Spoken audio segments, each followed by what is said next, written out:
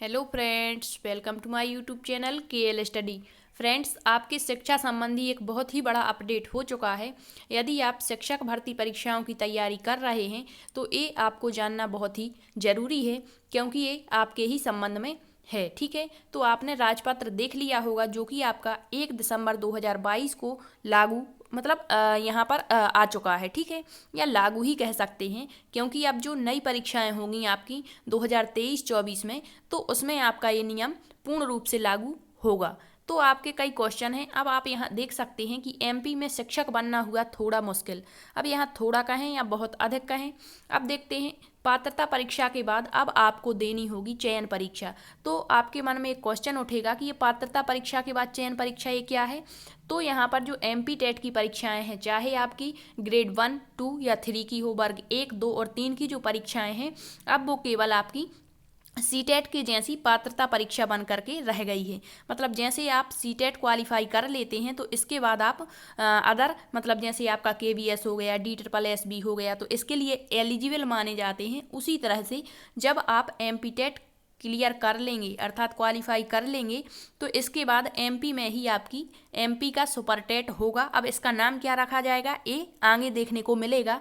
इसके बाद आपके मन में क्वेश्चन होगा कि जिस तरह से हम सीटेट परीक्षा देने के बाद KVS की तैयारी करते हैं, और KVS में यदि हम क्वालिफाई हो जाते हैं तो उसके बाद उसका साक्षात्कार अर्थात इंटरव्यू होता है, तो क्या MP में भी ये होगा?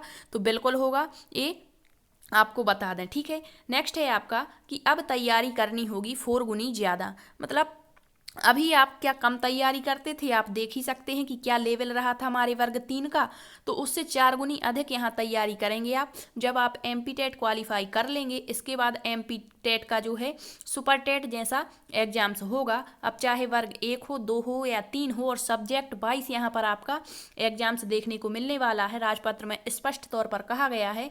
और यहाँ पर इंग्लिश और हिंदी मीडियम वालों के अलग अलग यहाँ पर सारा मैटर रखा गया है। ठीक है, नेक्स्ट है, यदि आप MP टेट एक बार क्वालिफाई कर लेते हैं तो आप ये जो परीक्षा है मतलब जो MP टेट का सुपर टेट होगा उसमें आजीवन वैध रहेगा ही। मतलब एक बार जैसे अभी सीटेट चलता था पहले कि एक बार क्वालिफाई किया 3 वर्षों के लिए था, फिर इसके बाद 2019-20 में बढ़ा कर के 7 वर्ष कर दिया। ठीक है, इस तरह से जो MP टेट है वो भी आपका आजीवन यहाँ वैध रहेगा, ये स्पष्ट तौर पर वहाँ पर कहा गया है। ठीक है, अब यहाँ पर आपको तैयारी बहुत अच्छी करनी होगी। तो यहाँ पर जो आपकी MP की परीक्षाएं हैं, बच्चों का क्वेश्चन है कि अभी जो वर्तमान में आपके वर्ग 1, 2 और 3 की काउंसलिंग प्रक्रियाएं चल रही हैं, या जो आपकी परीक्षा कराई गई थी, क्या इसमें भी सुपर टेट देना पड़ेगा? तो नहीं, ऐसा नहीं कहा गया।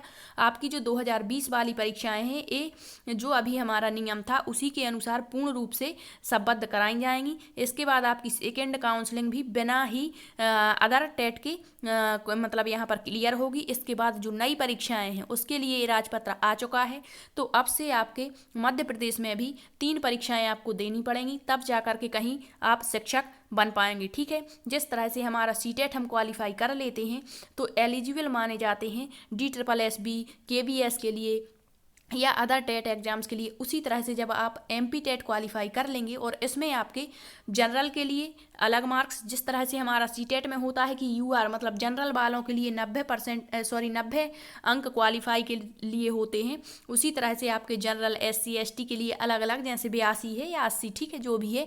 तो उसी तरह से आपका MP टेट यदि आप क्लियर करते हैं तो इसके बाद आप क्वालिफाई माने जाएंगे। किसके लिए क्वालिफाई कर लेते हैं तो आप एलिजिबल माने जाएंगे सुपर टेट जो MP का होगा। ठीक है, इसके बाद आपका साक्षात्कार रहेगा। अब इसमें क्या पूछा जाता है वो आपको पता होगा। ठीक है, अब जो राजपत्र जारी हुआ है वो आपको एक बार पढ़ना चाहिए, क्योंकि ये आपके ही हित में है।